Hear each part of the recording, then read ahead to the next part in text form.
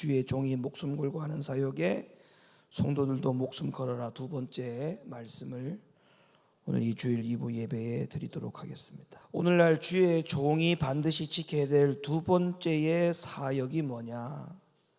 예수님이 베드로에게 말하신 두 번째의 내용이 바로 오늘날 주의 참 종들이 해야 될 두 번째 사역의 기준이 될 수 있겠죠. 두 번째 말씀은 내 양을 치라, 이렇게 말씀을 하셨어요. 내 양을 치라는 말씀을 가지고 오늘, 그리고 또 마지막에 내 양을 먹이라는 말씀을 가지고 오늘 말씀을 여러분에게 드리도록 하겠습니다. 자, 두 번째로 내 양을 치라는 말씀이 무슨 말씀이냐? 요한복음 21장 16절 말씀 열어주세요. 또 두 번째 가라사대 요한의 아들 시몬아, 네가 나를 사랑하느냐 하시니 가로되 주여 그러하외다. 내가 주를 사랑하는 줄 주께서 아시나이다. 가라사대 내 양을 치라 하시고, 양을 위해 목숨을 버리는 목자에 대해서 요한복음 10장 11절 14절로부터 15절에 말씀이 나오죠. 이리가 오는 것을 보면 양을 버리고 달아나는 삭군 목자가 있다는 것이 요한복음 10장 12절로부터 13절 말씀에 소개되어져 나옵니다. 그리고 양을 배나 더 지옥 백성으로 만드는 독사와 같은 목자에 대해서 마태복음 23장 13절로부터 15절에 나오지요. 성경은 세 부류의 목자상에 대해서 말씀하고 있는데, 우리는 두 번째 목자를 만나서도 안 되고 세 번째 목자를 만나서도 안 됩니다. 양을 위해서 목숨을 버리는 선한 목자를 만나야 되겠죠. 그런데 똑같은 목자라도 왜 이런 차이점이 있느냐? 그것은 바로 성도들의 속에 있는 영혼에 대한 관심이 없기 때문에 그렇습니다. 그러니까 성도들의 영혼에 대한 관심이 있는 목자와 영혼에 대하여 관심이 없는 목자의 차이가 이런 세 가지 부류의 목자상의 결과라고 할 수가 있겠죠. 그래서 오늘 예수님이 베드로에게 너는 목자가 양을 위해서 목숨을 거는, 양을 위해서 목숨을 버릴 줄 아는 선한 목자, 참 목자의 상을 예수님이 베드로에게 말씀하면서 오늘날의 주의 종들에게도 참 종은 그런 목자가 되어야 된다는 것인데, 그러면 양을 위해서 양의 영혼을 사랑하는 그 방법에 대한 증명이 뭐냐? 목사님이 성도들의 영혼을 정말 사랑하느냐, 사랑하지 않느냐? 이것에 대해서 기준이 바로 양을 치는 데 있어서 영혼 사랑하는 마음이 증명되는 겁니다. 자, 주의 종은 성도를 어떻게 사랑해야 되느냐? 인간적인 힘으로 사랑하면 안 되고 하나님의 힘으로 사랑을 해야 돼요. 여러분, 주의 종이라 할지라도 양들을 이처럼 하나님의 힘으로 끝까지 사랑한다는 것은 결코 쉬운 게 아닙니다. 때로는 목회에 한계가 올 수도 있어요. 끝까지 사랑했지만 그러나 성도가 배신하고 그 성도가 마음을 아프게 하고 성도가 목자의 모든 사랑을 터부시하고 멀리하는 그 성도들은 어쩔 수가 없잖아요. 그러니까 한계가 올 때가 있다고요. 그럼 어떻게 되느냐? 예수님은 베드로에게 내 양을 먹이라, 내 양을 치라, 내 어린 양을 먹이라, 내 양을 치라, 내 양을 먹이라 라고 명하시기 전에 어떤 대화가 오가고 있는지를 우리가 보면 알 수가 있어요. 자, 먼저 예수님이 베드로에게 네가 이 사람들보다도 나를 더 사랑하느냐 이렇게 물었죠. 맞죠? 그럴 때에 베드로가 주여 그러하외다. 내가 주님을 사랑하는 줄을 주님은 아시지 않습니까? 라고 고백을 했고 그 고백을 예수님이 들으셨어요. 베드로에게 하나님의 어린 양무리를 먹이고 또한 그 양무리를 치기 위해서는 반드시 그 안에 주님을 향한 사랑이 있어야 된다라고 지적을 해주고 있다는 거예요. 예수님에 대한 사랑이 가득해야 그 사랑의 힘이 곧 하나님의 힘이 되는 거거든요. 그 하나님의 힘을 가지고 양들을 위해서 목숨을 다하여 사랑하는 것, 그것이 목자가 해야 될 일인데, 이게 굉장히 어려우면서도 때로는 진심을 다했지만 그 진심을 몰라주는 양들 때문에 때로는 목회자가 목회를 하면서 한계에 도달하는 경우가 상당히 많습니다. 그래서 목자의 입장에서는 성도들을 주님이 주시는 힘으로, 하나님 주신 힘으로, 그 사랑으로 항상 끝까지 사랑할 수 있는 그 비결이 유지되는 것이 굉장히 중요한데, 그 비결을 유지할 수 있는 방법이 신명기 30장에서 말씀해 주고 있어요. 신명기 30장 6절, 내 하나님 여호와께서 네 마음과 네 자손의 마음에 할례를 베푸사 너로 마음을 다하여 성품을 다하여 네 하나님 여호와를 사랑하게 하사 너로 생명을 얻게 하실 것이다. 여호와 하나님께서 우리의 마음에 할례를 베푸셔서 우리로 하여금 마음을 다하고 힘을 다하고 성품을 다해서 여호와 하나님을 사랑할 수 있게 되었다, 이렇게 말씀하고 있어요. 다시 말하면 마음의 할례가 일어나야 된다는 거예요. 마음의 할례가 일어나야만이 우리가 하나님을 사랑하는 마음이 계속적으로 지속이 된다는 거예요. 근데 언제 이런 마음을 주신다고 말씀했냐면 신명기 30장 2절 말씀 볼까요? 너와 네 자손이 네 하나님 여호와께로 돌아와 내가 오늘날 네게 명한 것을 온전히 따라서 마음을 다하고 성품을 다하여 여호와의 말씀을 뭐하면? 순종하면.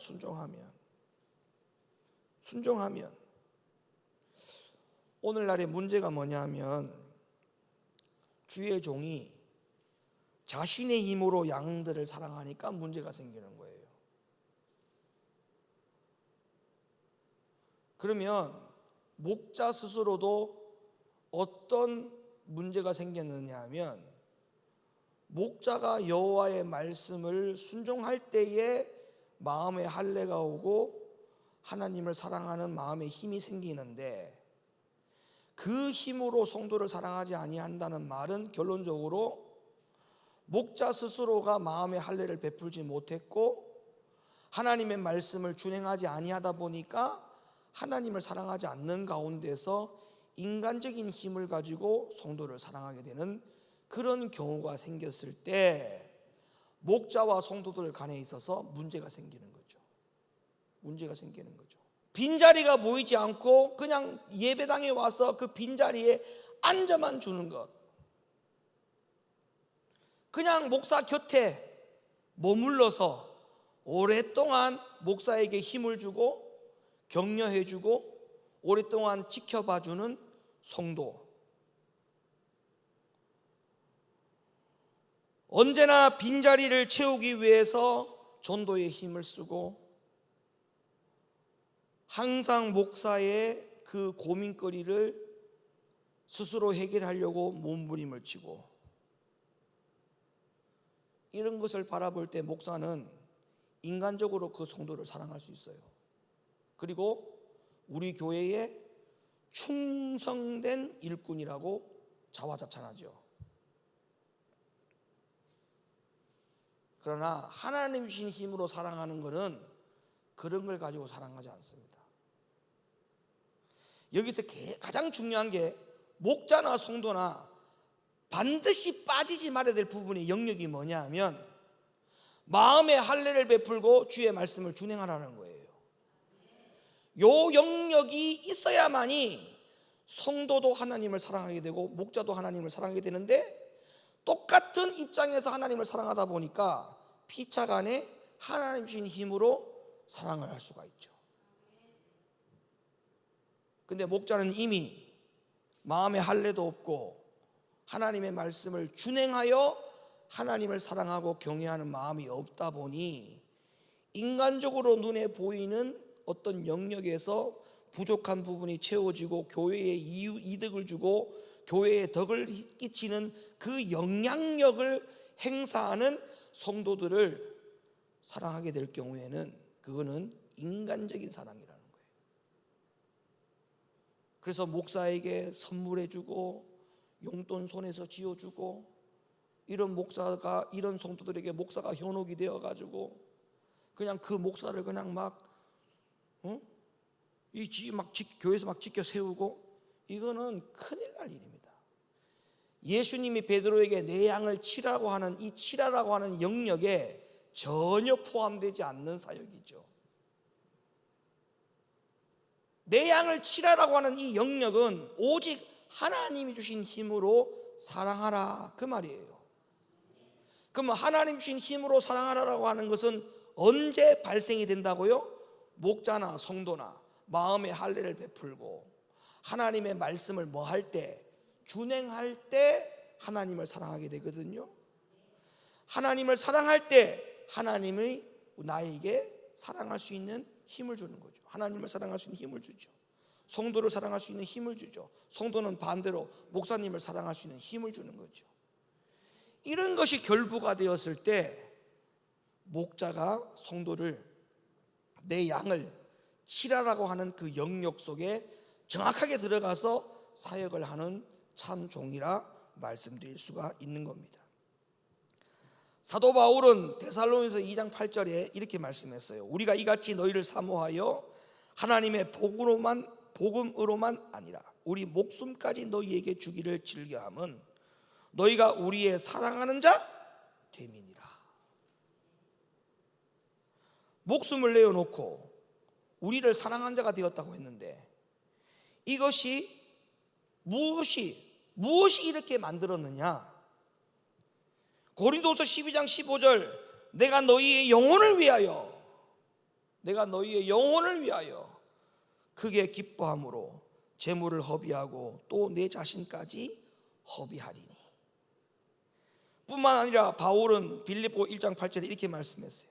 예수 그리스도의 심장으로 성도들을 사모하였고, 갈라디아 4장 19절 성도들 속에 그리스도의 형상이 이루기까지 그들을 위하여 해산하는 수고를 한다.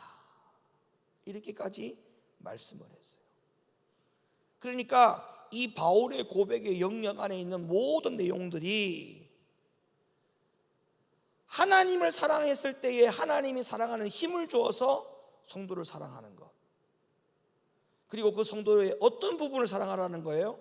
성도들 역시나 하나님의 말씀을 준행하기 위해서 몸부림을 치고 물질도 몸도 모든 것을 다 내어드리는 그러한 헌신과 수고를 볼 때 그것을 사랑하라는 거예요. 그것을 목사 개인에게 잘해주는 성도를 사랑하라는 말이 아니고 그런 거예요. 그래서 목사도 사람이기 때문에 때로는 잘못된 선택을 할 수도 있어요.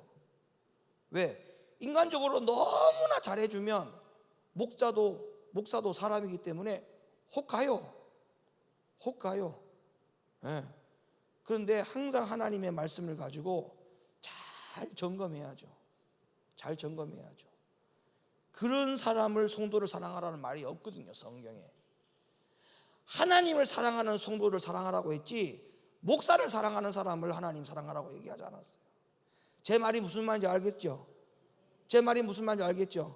인간적으로 잘하는 사람을 사랑하라는 게 아니에요.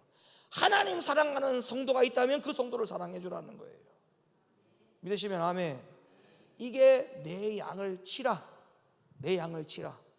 하나님의 사랑을 가지고 성도들 중에 하나님을 사랑하는 성도를 치고 사랑해야 줄 것을 우리에게 명령했지, 목사에게 교회에게 잘하는 것을 그 성도를 사랑하라는 치라라고 하는 영역이 아니다. 그리고 마지막으로 예수님이 베드로에게 내 양을 먹이라 이런 말씀을 하셨죠. 내 양을 먹이라. 첫 번째도 내 양을 먹이라는데 단어의 차이가 있다 했죠. 첫 번째는 내 어린 양을 먹이라 했고, 세 번째는 내 양을 먹이라 했어요. 그러면 내 어린 양을 먹이라고 하는 영역은 어떤 의미가 있다고 했어요? 어린 양이니까 순수하고 신령한 젖, 불순물이 섞이지 아니하는 것을 먹여야 될 책임이 있다라고 하는 것을 강조하신 거고, 여기 세 번째로 내 양을 먹이라고 하는 것은 결론적으로 말씀을 드리면 성령에 충만하게 이르게 하라, 성령에 충만하게 이르게 하라, 그 사역을 명령하신 거예요. 요한복음 21장 17절, 세 번째 가라사대 요한의 아들 시몬아 네가 나를 사랑하느냐 하시니 주께서 세 번째 내가 나를 사랑하느냐 하심으로 베드로가 근심하여 가로되 주여 모든 것을 아시오매 내가 주를 사랑하는 줄 주께서 아시나이다. 예수께서 가라사대 내 양을 먹이라. 이 내 양을 먹이라는 말의 의미가 뭐냐, 이 부분을 정확하게 해석이 되어지려면 이 다음에 이어지는 18절 19절 말씀도 봐야 돼요. 자, 18절 말씀, 내가 진실로 진실로 네게 이르노니 젊어서는 네가 스스로 띠띠고 원하는 곳으로 다녔거니와 늙어서는 네 팔을 벌리리니 남이 네게 띠띠우고 원치 아니하는 곳으로 데려가리라. 이 말씀을 하심은 베드로가 어떠한 죽음으로 하나님께 영광을 돌릴 것을 가리키심이로라. 이 말씀을 하시고 베드로에게 이르시되 나를 따르라 하시니, 자, 그런데 이 말씀의 의미가 요한복음 13장 36절에 나와요. 자, 한번 볼까요? 시몬 베드로가 가로되 주여 어디로 가시나이까? 예수께서 대답하시되 나의 가는 곳에 네가 지금은 따라올 수 없으나 후에는 따라오리라. 베드로가 가로되 주여 내가 지금은 어찌하여 따를 수 없나이까? 주를 위하여 내 목숨을 버리겠나이다. 이거 조심해야 되는 거예요. 이거를 조심해야 되는 거예요. 예수께서 대답하시되 네가 나를 위하여 네 목숨을 버리겠느냐? 내가 진실로 진실로 네게 이르노니 닭 울기 전에 네가 세 번 나를 부인하리라. 이 대화는 예수님께서 제자들과 마지막 만찬을 하시고 난 다음에 제자들의 발을 씻기는 이후에 베드로와 나눈 그런 대화죠. 자, 예수님은 주여 어디로 가시나이까라고 하는 이 베드로의 질문에 나의 가는 곳에 네가 지금은 따라올 수 없지만 후에는 따라온다, 이렇게 말씀을 하셨다는 거예요. 그럼 여기서 나의 가는 곳이 어디예요? 골고다 십자가의 고난의 길이지 않습니까? 근데 예수님은 베드로에게 지금은 그 고난의 길을 네가 따라올 수 없지만 후에는 따라올 수 있다, 이렇게 말씀을 하셨다는 거예요. 그러나 베드로는 예수님의 말씀에 주여 내가 어찌하여 지금 따를 수 없단 말입니까? 내가 지금이라도 당장 주를 위해서 목숨 내놓을 수 있습니다, 이렇게 고백을 하는 거예요. 그러나 예수님은 다시 베드로에게 뭐라고 말씀했다고요? 네가 나를 위하여 지금이라도 당장 목숨을 버리겠다고 하는 것은 그거는 아니다. 내가 진실로 말한다. 네가 닭 울기 전에 세 번 나를 부인할 것이다, 이렇게 말씀하셨다는 거예요. 자, 이 일이 있은 후에 어떤 일이 펼쳐졌습니까? 예수님은 대제사장과 장로들에게 잡히시게 되셨어요. 그리고 베드로는 정말 예수님의 말씀대로 닭 울기 전에 주님을 몇 번 부인했어요? 진짜 세 번 부인했어요. 심지어 비천한 계집종에게 앞에서 예수님의 제자인데라고 하는 그 가리킴을 받고 나서 자기도 죽을 것 같으니까 예수님을 뭐 했어요? 그 앞에서 부인했어요. 맹세하면서까지 부인했어요. 마태복음 26장 20절, 72절, 74절에 다 나오는 내용입니다. 그래서 결국에는 예수님의 말씀대로 베드로는 예수님이 가신 이 고난의 길, 골고다의 고난의 길을 참여하지 못하게 되고 예수님을 부인하게 되었죠. 그러니까 예수님이 지금은 네가 나를 따라올 수 없지만, 이게 그대로 실천되어진 일이에요. 자, 그러면 아까 36절에서 주님이 베드로에게 말씀하시던 그 말씀 중에 네가 후에는 따라오리라 이렇게 말씀하셨죠. 네가 후에는 따라오리라 이렇게 말씀하셨죠. 자, 베드로가 앞으로 주님을 따라가게 될 이 후회라고 하는 때가 과연 언제냐? 자, 베드로가 처음에는 비록 고난받는 것이 두려워서 계집종 앞에서 예수님을 모른다고 부인을 했어요.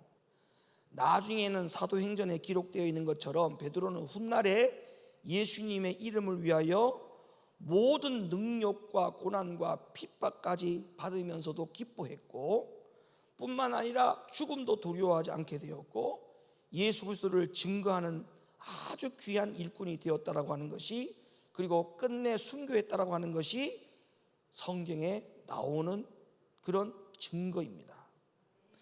그런데 베드로가 이렇게 변화될 수 있었던 전환점이 언제냐? 그것이 바로 오순절의 성령의 강림의 사건, 그 이후지요. 다시 말해서 베드로가 성령 받은 이후에 어떠한 고난의 길도 담대히 갈 수 있는 그런 순교자적인 하나님의 사도로, 제자로 그렇게 소유할 수 있는 믿음이 되었다는 거예요. 그러므로 36절에 후에는 따라오리라 라고 하는 이 후에라고 하는 것은 성령을 받은 후를 말하는 거죠. 네가 지금은 따라올 수 없지만 후에는 따라오리라. 이 말은 네가 지금은 성령 받지 못해서 이 길을 갈 수 없지만 나중에 성령을 받은 이후에는 이 길을 네가 걸어갈 것이다, 이렇게 말씀을 한 거예요. 자, 이것으로 볼 때 예수님께서 베드로에게 마지막으로 명령하신 내 양을 먹이라 라고 하는 이 말씀은 성도들에게 성령 충만케 하라, 성령 충만케 해서 그 성도들의 영혼을 살려내라, 그 말인 거예요. 그 말인 거예요. 그래서 오늘날 교회는 성령의 일을 하지 않으면 안 됩니다. 또 성령의 사역을 가볍게 여겨서는 결코 안 됩니다. 근데 오늘날 이 성령의 일과 성령의 사역을 마치 은사주의로 착각을 하는데 그렇지 않습니다. 우리에게 일찍이 성경에서는 성령을 가리켜서 진리의 성령으로 오셨다고 말씀하셨기 때문에, 그리고 그 진리의 성령이 오시면 어떤 결과가 나오느냐? 좋은 나무가 좋은 열매를 맺는다, 나쁜 나무가 나쁜 열매를 맺는다 라고 했던 것처럼 성령의 사람은 성령의 열매를 맺는다는 거예요. 그러면 그 성령의 열매가 은사냐? 아니요, 성령의 사람이 되는 거예요.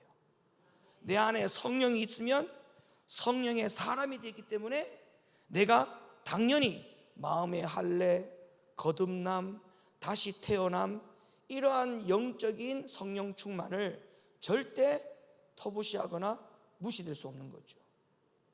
그래서 내가 성령의 사람이라고 하는 것은 내적 성령 충만이 중요하다라고 얼마나 제가 이야기를 했습니까? 강조했습니까? 외적 성령 충만이 중요한 게 아니고 내적 성령 충만이 중요하다는 거예요. 그래서 내 양을 먹이라, 성도들에게 성령을 충만을 받게 해라. 그 성령 충만은 내적 충만을 이루게 하라. 내적 충만. 예수님은 제자들에게 기도에 관하여 가르치면서 기도의 가장 큰 유익을 다음과 같이 말씀하셨어요. 다 아는 말씀이지만 한 번 더 봅니다. 마태복음 7장 7절. 구하라 너희 그러면 너희에게 주실 것이요, 찾으라 그러면 찾을 것이요, 문을 두드리라 그러면 너희에게 열릴 것이니, 구하는 이마다 얻을 것이요, 찾는 이가 찾을 것이요, 두드리는 이에게 열릴 것이니라. 너희 중에 누가 아들이 떡을 달라 하면 돌을 주며 생선을 달라 하면 뱀을 줄 사람이 있겠느냐? 너희가 악할 자라도 좋은 것으로 자식에게 줄 알거든 하물며 하늘에 계신 너희 아버지께서 구하는 자에게 좋은 것으로 주시지 않겠느냐? 이 말씀이 누가복음 11장에 어떻게 표현되었는가 가볼까요? 누가복음 11장. 내가 또 너희에게 이르노니 구하라 그러면 너희에게 주실 것이요, 찾으라 그러면 찾을 것이요, 문을 두드리라 그러면 너희에게 열릴 것이니, 구하는 이마다 받을 것이요, 찾는 이가 찾을 것이요, 두드리는 이에게 열릴 것이니라. 너희 중에 아비 된 자 누가 아들이 생선을 달라 하면 생선 대신에 뱀을 주며 알을 달라 하면 정갈을 주겠느냐? 너희가 악할지라도 좋은 것을 자식에게 줄 알거든 하물며 너희 천부께서 구하는 자에게 좋은 것을 주시지 않겠느냐? 이 좋은 것이 뭐였어요? 성령이었어요. 성령. 사도행전 4장 31절. 빌기를 다하매 모인 곳이 진동하더니 무리가 다 성령에 충만하여 담대히 하나님의 말씀을 전하니라.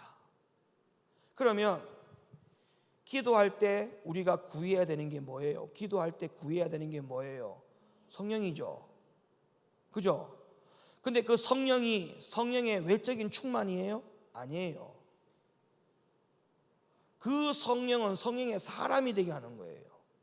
성령의 사람이 되어야 베드로가 예수님이 살아계실 때 골고다 길을 갈 때는 못 갔지만 내적인 성령의 충만함을 받아서 성령의 사람이 되었을 때는 그 길을 갔잖아요. 후에는 그 비결에 비추어 보면 오늘날 교회 안에서 성령 사역을 할 때 내 양을 먹이라 라고 할 때 성령을 주는 거예요. 성령을 먹도록 연습시키는 거예요. 성령을 먹도록 훈련시키는 거예요. 근데 그 성령을 먹었는데 귀신 내어 쫓고 예언하고 방언하고 방언 통변하고 병 고치고 귀신 내어 쫓고 이런 게 아니라고요. 이런 게 아니라고요. 제가 누차 얘기했죠. 예수님이 재림하시면 우리가 이 땅에서 했던 모든 성령의 사역 중에 외적인 성령의 충만은 싹 다 사용할 수 없게 된다. 하나님 나라 가면 귀신 내어 쫓는 능력 필요 없어요. 방언 통변, 예언, 영분별 아무 필요 없어요. 그 나라 가면 우리가 영원히 이 땅에서도 버리지 말아야 되고 저 하늘나라에서도 버리지 말아야 되는 성령의 충만함이 뭐냐? 성령의 내적 충만이에요. 내적 충만. 예? 성령의 사람으로 살아가는 것, 이거는 절대 버릴 수 없는 거라고요. 베드로가 왜 후에는 그 길을 갈 수 있었느냐? 성령의 사람이 되었기 때문에 그 길을 갈 수 있었다고요. 기도하기 전에 성령 충만함을 받기 전에 베드로와 기도하고 성령의 충만을 받은 이후의 베드로의 모습은 완전히 달랐어요. 완전히. 그럼 우리의 몸은 지금 어디 들어와 있어요? 교회 안에 들어와 있죠. 예수님은 가셨어요. 가셨죠? 베드로도 예수님이 있을 때는 배반했지만 예수님 가시고 나서 그가 뭐 했어요? 기도했죠. 기도하고 전념하여 성령의 충만을 받았죠. 후에는 순교의 길을 갔죠. 우리가 지금 해야 될 일이 뭐냐고요? 바로 이거예요. 이거. 예수님은 가셨죠. 우리가 지금 해야 될 게 뭐예요? 기도에 전무하죠. 기도에 전무해서 뭐 해야죠? 성령의 충만을 받아야죠. 그 성령의 충만함이 내적 충만이 외적 충만이에요. 내적 충만이죠. 그 내적 충만으로 우리는 뭐 해야 돼요? 후에는 가게 된다라고 하는 그 길, 베드로가 성령의 내적 충만을 받고 갔던 그 길을 우리도 가야 되는 거예요. 그래서 예수님 베드로에게 네 양을 먹이라, 성령의 충만함으로 성도들에게 먹여라, 그 사역을 이 교회가 하지 않는다면 주님 다시 오실 때 아무도 그 주님을 기쁨으로 뵐 수가 없습니다. 뵐 수가 없습니다. 자, 제가 오늘 주일 일부 예배 때 가장 먼저 했던 말이, 오늘날 교회 안에서 참 종을 만나는 것도 또 참 성도를 만나는 것도 너무나 중요하다. 피차가 복이다. 목자 한 사람이 성도를 죽이기도 하고 살리기도 하고, 성도 한 사람이 교회 구성원 전체를 아프게 하고 힘들게 할 수도 있지만 교회 구성원들 전체에게 유익을 끼치는 영향을 줄 수도 있다. 그러므로 어떤 목자를 만나느냐, 어떤 성도를 만나느냐라고 하는 것은 이 시대의 교회 안에서 너무나 중요한 일이다. 이렇게 제가 서두의 말씀의 포문을 열면서, 그렇다면 주의 종이 참 종이라면 참 성도도 같이 따라가야 되지 않느냐? 참 종이 영혼을 위해서 목숨을 걸면 참 성도도 같이 목숨을 걸어야 되지 않겠느냐? 참 주의 종이 구원의 길을 안내한다면 참 성도도 그 구원의 길에 함께 같이 동행해야 되지 않겠느냐? 그런 의도로 제가 쭉 말씀을 드리면서 예수님이 베드로에게 말씀하신 세 가지 사역, 내 어린 양을 먹이라, 내 양을 치라, 내 양을 먹이라, 이 세 가지에 준하는 이 사역을 감당하는 주의 종이 참 주의 종이므로, 이것이 여러분이 참 주의 종이 하는 사역이라고 믿어진다면 여러분들이 거짓 성도가 아닌 이상 참 성도라면 이 일에 목숨을 걸어야 돼요. 그럼에도 불구하고 참 주의 종이 천국의 구원의 길을 잘 안내함에도 불구하고 순전하고 깨끗하고 어떤 불순물이 첨가되지 아니하는, 사람의 계명이 섞이지 아니하는 순수한 말씀을 먹이고 있음에도 불구하고 여러분들이 탈이 난다. 그건 여러분이 잘못한 거예요. 여러분이 불충한 종이 되는 거예요. 여러분에게 가라지가 심어진 거예요. 스스로 가라지가 심어진 거예요. 그 가라지가 잘못된 주의 종으로 심어지는 가라지도 있겠지만 마귀가 와서 그 하나님의 말씀의 씨에 가라지를 같이 섞어서 뿌리는 경우도 있다고 성경에서 분명히 하긴 했죠. 마귀가 가져다 주는 가라지, 그 가라지는 저하고는 아무 상관이 없어요. 왜? 여러분이 말씀을 들으면서 생각에 저 말씀은 나와 상관이 없다, 저 말씀은 목사님이 이상하게 이야기한다, 사람의 말로 받거나 오해하여 받는 것은 그거는 마귀에게 뿌려지는 가라지를 심어진 것이기 때문에 그것도 여러분 탓이라는 거예요. 그러니까 결론은 뭐냐? 참주의 종과 참주의 성도가 한 교회에서 만났다면 이것만큼 큰 복이 어디 있고, 이것만큼 큰 은혜가 어디 있고, 이것만큼 좋은 기회가 어디 있어요? 여기에서 신앙생활을 올바로 못한다? 이거는 불충한 종입니다. 너무나 불쌍한 거예요. 여기저기 더 이상 우리가 교회를 옮겨 다니면 안 돼요. 큰일 나요. 왜냐하면 주의 진리가 여기 있고 주의 말씀이 여기 있는데 내가 어디를 가겠나이까? 어디를 가겠나이까?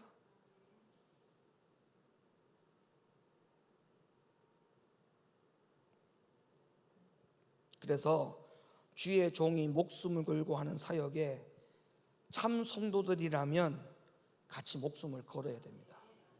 이런 믿음으로 사실 수 있기를 예수님의 이름으로 간절히 부탁을 드립니다.